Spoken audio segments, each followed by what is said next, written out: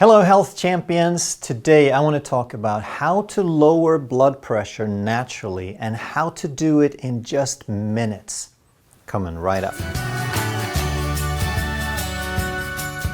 Hey, I'm Dr. Ekberg. I'm a holistic doctor and a former Olympic decathlete. And if you want to truly master health by understanding how the body really works, make sure you subscribe and hit that notification bell so you don't miss anything. To understand how to lower your blood pressure in minutes and to really grasp the full impact, we need just a few basics.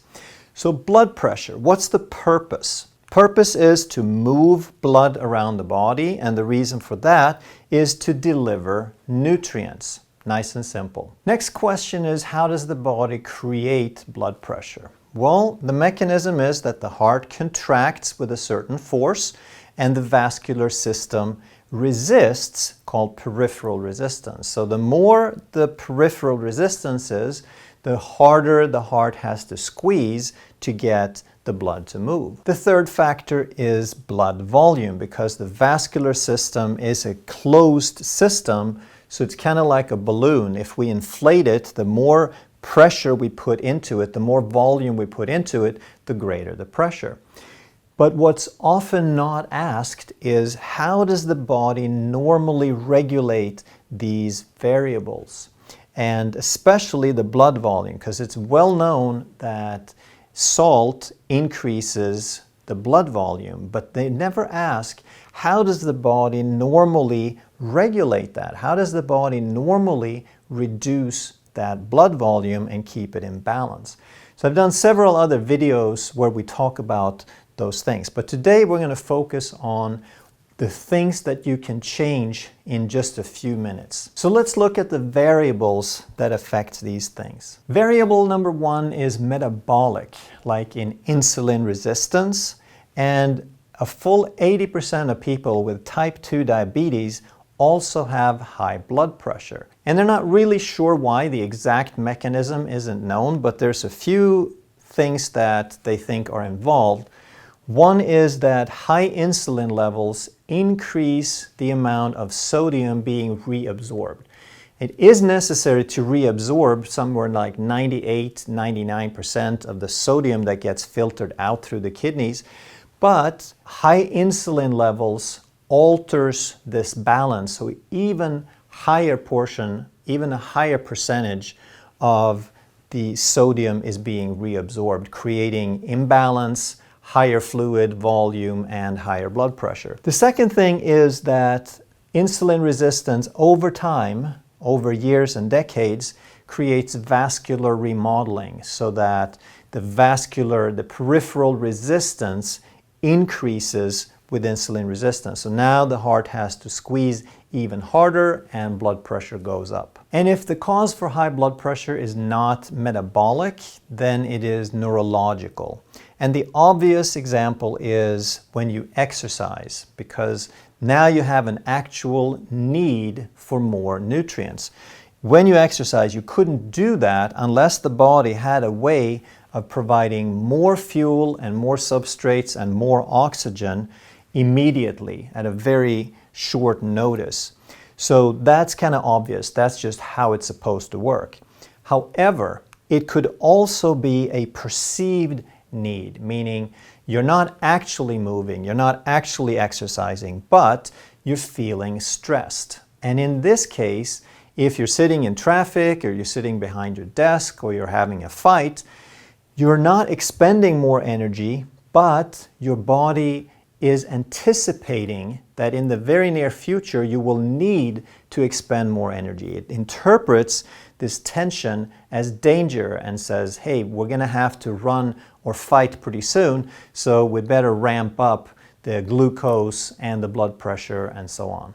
And anytime that you have this response, whether it's real or perceived, it's created by increased sympathetic tone. In other words, a stress response. And this is the factor that you can change in minutes.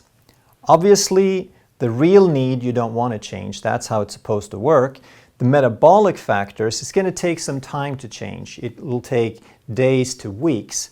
But the neurological sympathetic tone you can change in a few minutes. And if you change your blood pressure by addressing the root causes, by reversing adaptations, then there's always a nice bonus in there for you. So make sure you stay tuned. We're going to talk about that toward the end. Let's understand how breathing works. When you breathe in, also known as inspiration, you activate a little bit of sympathetic nervous system activity. Why is that? Because we want to increase the heart rate during the in-breath. When there's more air in the lungs, it would make sense to speed up and send more blood there to pick up the oxygen, and then to do the opposite.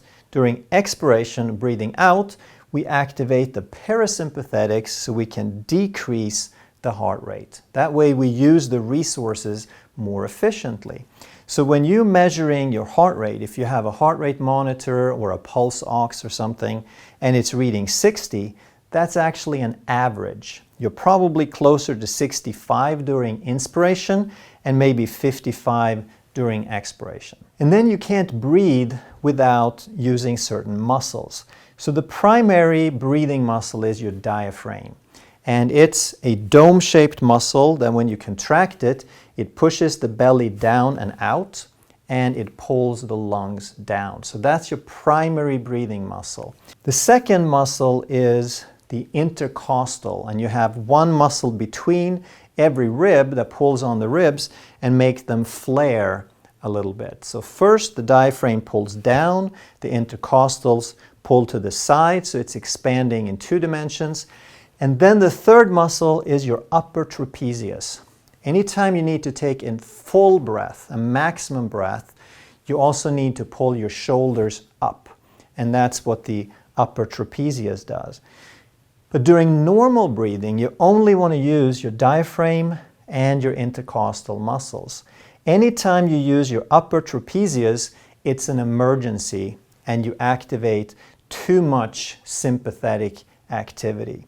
That's why stressed people pull their shoulders up, and that's why you want to practice breathing with your shoulders relaxed. So how can we change blood pressure in minutes?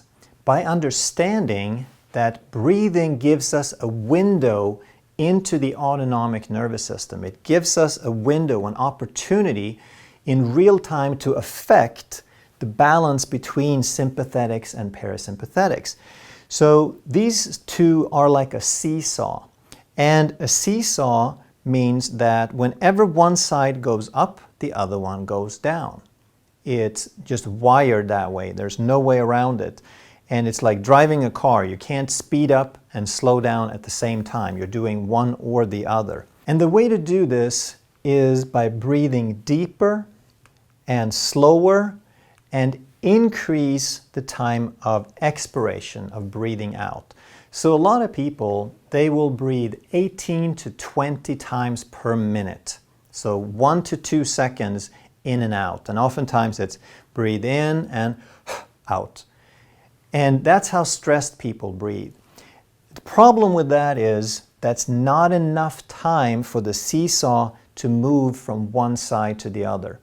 When you breathe shallow and fast, it gets stuck in sympathetics. You breathe in and it starts moving, and then you breathe in and it starts moving, and it never has a chance to get out of that sympathetic mode. But if you breathe slower, like 4 to 5 seconds in breath and 5 or more seconds breathing out, now that longer breath out allows that seesaw to move all the way through so that you can decrease your sympathetic and increase your parasympathetic. So now you're creating flexibility in your autonomic nervous system. But I already know what's going to happen. Someone's going to try this and they're going to leave a comment and they're going to say, yeah, doc, it worked, but it didn't last.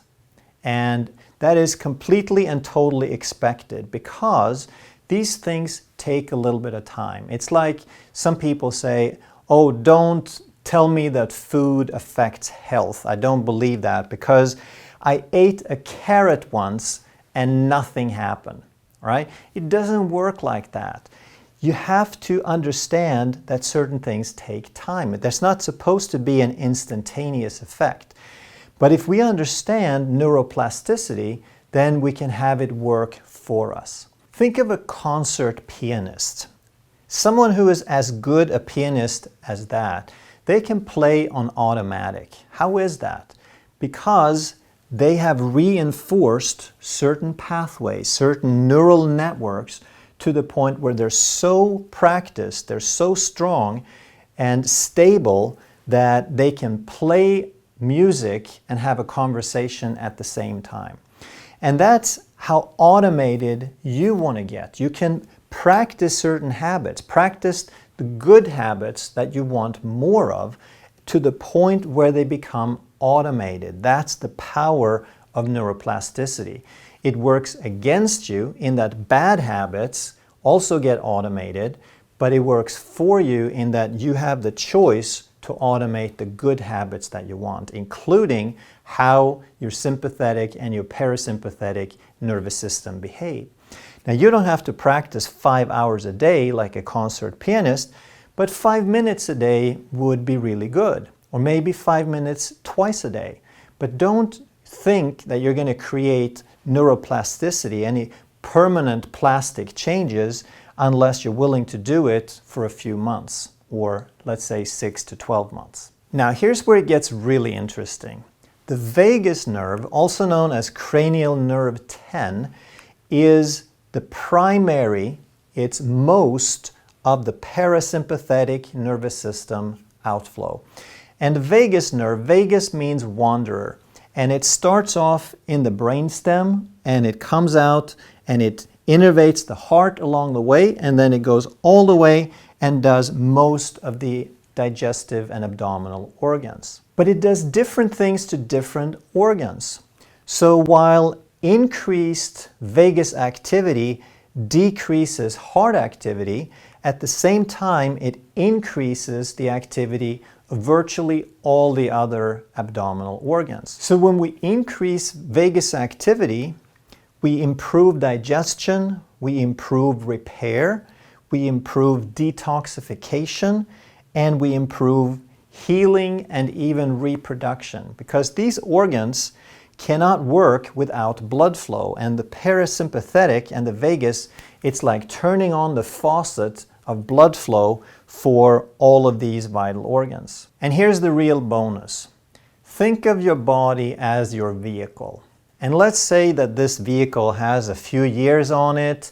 It may not have been perfectly maintained, but you're going to take it in for an oil change. But this is your lucky day, because the dealership says, if you are willing to pay for an oil change and do it right, and just be a little patient because we're going to take a little extra time, then for no extra cost, we will let you drive home in this vehicle. Right? How many people, if this was your body vehicle, how many people would trade it from this to that?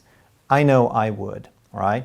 Because when you activate vagus and you calm down the heart and you reduce the blood pressure, it's not about the blood pressure. That's just the symptom. That's just the tip of the iceberg. That you also will improve digestion, improve immunity, improve libido, reduce cortisol and belly fat. So please understand that when you address a problem by handling, by reversing the root cause, you always get a bonus. You always get more than you bargained for, because it's not about the symptom. If you enjoyed this video and you'd like to learn more about how to get healthy and how the body really works, I think you really like that video next. Thank you so much for watching. I'll see you in the next video.